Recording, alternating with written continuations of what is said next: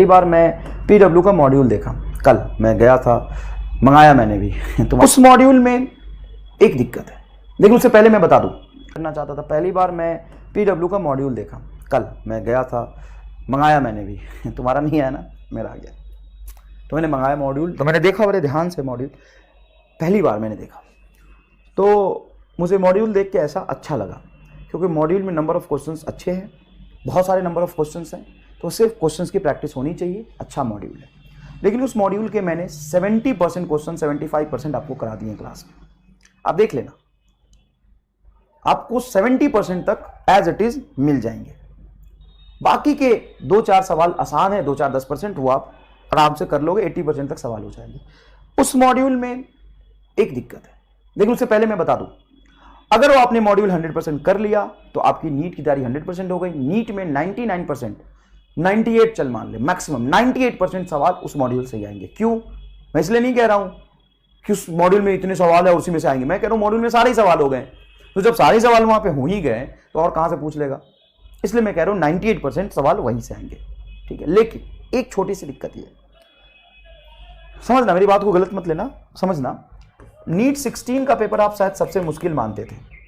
NEET 16, NEET 15, 16, 17, 21 के papers मुश्किल माने जाते हैं। ठीक है बेटा, अरे अभी भी ऐसे ही कर रहा है क्या? मैंने बोला था परमानेंट आ जाइए, अभी भी नहीं आया, अब आएगा। नीट 17, 16, 15, 21 ये पेपर मुश्किल माने जाते थे। लेकिन नीट 21 का पेपर मुश्किल किस वजह से था? सर लेंदी कैलकुलेशन था। तो क्या लेंदी इंटीग्रेशन वाला कैलकुलेशन था, या लेंदी डिफरेंशिएशन था, या लेंदी ट्रिगो था, या लेंदी लॉग था, या लेंदी अलजेब्रा था? कुछ नहीं था, इसमें से कुछ नहीं था, इसमें से कुछ भी नहीं था। अब नीट 21 का पेपर निकाले और 50 सवाल में से एक सवाल मुझे दिखा दे, एक सवाल, 50 में से एक सवाल मुझे दिखा दे जिसमें ये सारी चीज थी। हाँ सर ये सब तो था ही नहीं, लेकिन पेपर तो सर लेंथी बता रहे थे। क्यों लेंथी बता रहे थे? बेटा अच्छी बात और जो एक्चुअल बात है ना, जो सच है वो सुन लो। क्यों लेंथी बता रहे थे? कभी सोचा क्यों लेंथी था? क्या कैलकुलेशन लेंथी था? हाँ सर लेंथी था। किस वजह से? क्या डिफरेंशिएशन लेंथी था? नहीं। इंटीग्रेशन लेंथी था? नहीं। ट्रिग्नोमेट्री लेंथी था? नहीं। लॉग लेंथी था? नहीं। अलजेब्रा लेंथी था? नहीं। कुछ भी लेंथी नहीं था। फिर भी लेंथी क्यों था पेपर? क्यों पेपर मुश्किल था? एक बार बैठ के देखो पेपर मुश्किल क्यों था, किस वजह से पेपर मुश्किल था। क्या ये सब थे? नहीं थे। पेपर मुश्किल इस वजह से था क्योंकि फिजिक्स में थे 50 क्वेश्चंस, और वो 50 क्वेश्चंस आपको 60 मिनट में सॉल्व करना है।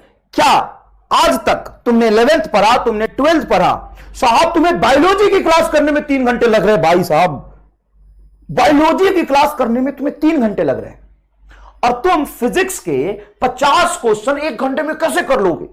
What is the difference? Difference is this. Feel करो इस बात को, सच्चाई ये ट्रुथ है, उसको समझने की कोशिश करो, समझने की कोशिश करो। ऐसा गलत डिसीजन मत लेना कि नीट 21 में पेपर मुश्किल आया था तो अगले साल कुछ भी हो सकता है, अगले साल कुछ भी हो सकता है तो हमको कुछ भी पढ़ना है। नीट 21 का पेपर या 15, 16, 17 या नीट का पेपर टफ क्यों होता है? टफ क्यों माना जाता है? क्योंकि साहब उसमें 50 क्वेश्चन या 45 क्वेश्चन होते हैं जो 60 मिनट में आपको 1 घंटे में करना होता है। 10 मिनट और ले लोगे, सवा घंटे ले लोगे, और क्या लोगे? इतने देर में 45 क्वेश्चन तुम्हारे लिए पढ़ के समझना ही बहुत बड़ी बात है, करना तो तू छोड़ दे। चाहे वो सवाल एक एक लाइन कैलकुलेशन के क्यों ना हो, लेकिन वो 45 क्वेश्चंस है, नंबर ऑफ क्वेश्चंस 45। आज तक जीवन में 3 साल में क्या तुमने फिजिक्स के 50 क्वेश्चन 1 घंटे में पढ़े हैं क्या? करना तो छोड़, पढ़े हैं क्या? तुम्हारा जवाब होगा नहीं। तो एग्जाम में चमत्कार तो नहीं होगा। यहां पे काम किस पे करना है? लैंग्वेज पे, बेसिक कंसेप्ट पे, और मीडियोकर लेवल के सवाल ज्यादा करने पे। मैं पहले भी कहता था नीट में जितने भी सवाल आते हैं वो 3 लाइन कैलकुलेशन के होते हैं। आज भी कह रहा हूं वो 3 लाइन कैलकुलेशन के होते हैं। 50 में से अगर 2-3 सवाल अगर आपको 5 लाइन कैलकुलेशन का मिले तो ऐसे भी छोड़ के आना था। उसके बाद अगर 47 सवाल आपको 3 लाइन कैलकुलेशन के मिल रहे तो 3 लाइन ही कैलकुलेशन तो है।